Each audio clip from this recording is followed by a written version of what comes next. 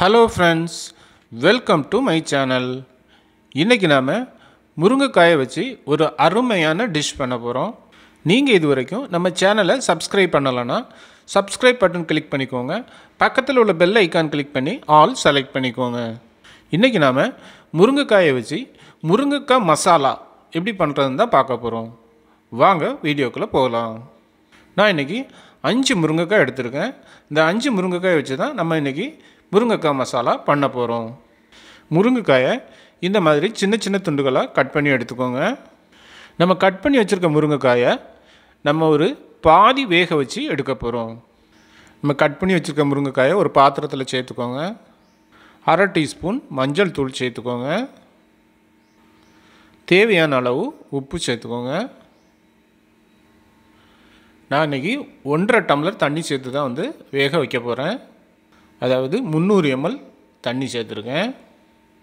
இப்போ பாத்திரத்தை ஒரு மூடி போட்டு மூடி மிதமான தீயில ஒரு 4 நிமிஷம் வேக விடுங்க. இப்போ 4 நிமிஷம் ஆயிருச்சு. இப்போ மூடியை ஓபன் பண்ணி முருங்கைக்காயை கொஞ்சம் கிளறி விட்டுக்கோங்க. ஏன்னா மேலே உள்ள முருங்கைக்காயெல்லாம் கொஞ்சம் வேகாமல் இருக்கும். அதனால் முருங்கைக்காயை கொஞ்சம் கிளறி விட்டு திரும்ப மூடியை போட்டு மூடி ஒரு 4 நிமிஷம் வேக விடுங்க. இப்போ நமக்கு எல்லா முருங்கைக்காயும் அரை அவியல் அவிஞ்சிருக்கும். பாருங்கள், எல்லா முருங்கைக்காயுமே அரை அவியல் கரெக்டாக அவிஞ்சிருச்சு. இப்போ நம்ம முருங்கைக்காயில் சேர்க்கறதுக்கான மசாலா வந்து ரெடி பண்ணிடலாம். ஒரு கடாய் அடுப்பில் வச்சுக்கோங்க. 2 டேபிள் ஸ்பூன் எண்ணெய் சேர்த்துக்கோங்க. எண்ணெய் ஓரளவு சூடானதும் மீடியம் சைஸ் பல்லாரி 2 கட் பண்ணி சேர்த்துக்கோங்க. சேர்த்து நல்லா வதக்கிக்கோங்க. வெங்காயம் ஓரளவு வதங்கினதும் மீடியம் சைஸ் தக்காளி 2 கட் பண்ணி உள்ளே சேர்த்துக்கோங்க. 1 இன்ச் அளவுள்ள இஞ்சியை நான் 4 துண்டாக கட் பண்ணி உள்ளே சேர்த்துருக்கேன். அப்புறம் ஒரு 10 பல் பூண்டு உள்ளே சேர்த்துக்கோங்க. தேவையான அளவு உப்பு சேர்த்து நல்லா வதக்கிக்கோங்க. பாருங்கள், ஓரளவு வதங்கிருச்சு. இப்போ நம்ம இதை ஒரு மிக்ஸி கப்பில் சேர்த்து பேஸ்ட்டாக அரைச்சி எடுத்துக்கலாம். பாருங்கள், இந்த மாதிரி பேஸ்ட்டாக அரைச்சி எடுத்துக்கோங்க. இப்போ நம்ம முருங்கைக்காய் வேக வச்சதுலேருந்து தண்ணியை விருத்தி எடுத்துக்கலாம். பாருங்கள், எனக்கு 1 டம்ளர் தண்ணி வந்திருக்கு. இதையும் நம்ம அந்த பேஸ்ட்டு கூட சேர்த்துக்கலாம். இப்போ நம்ம அரைச்சி வச்சுருக்க பேஸ்ட்டு கூட நம்ம மசாலா சேர்த்துடலாம். ஒரு 4 டேபிள் ஸ்பூன் குழம்பு மசாலா தூள் சேர்த்துக்கோங்க.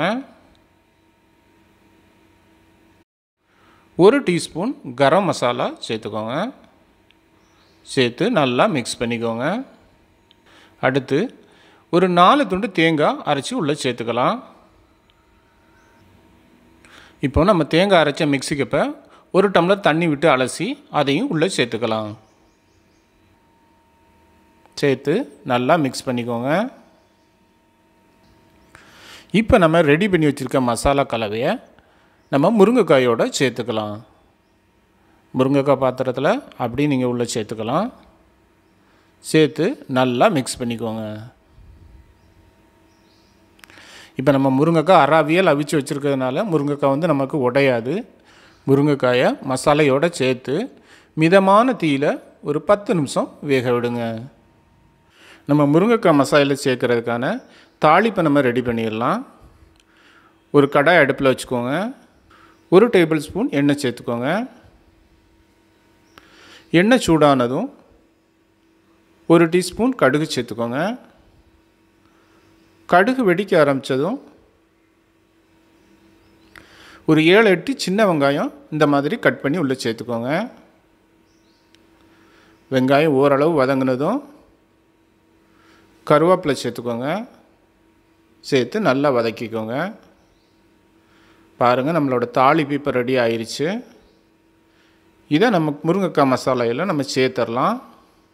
தாளிப்பை உள்ளே சேர்த்து நல்லா மிக்ஸ் பண்ணிக்கோங்க. இந்த முருங்கைக்காய் மசாலா ரச சாதத்துக்கு அருமையாக இருக்கும்.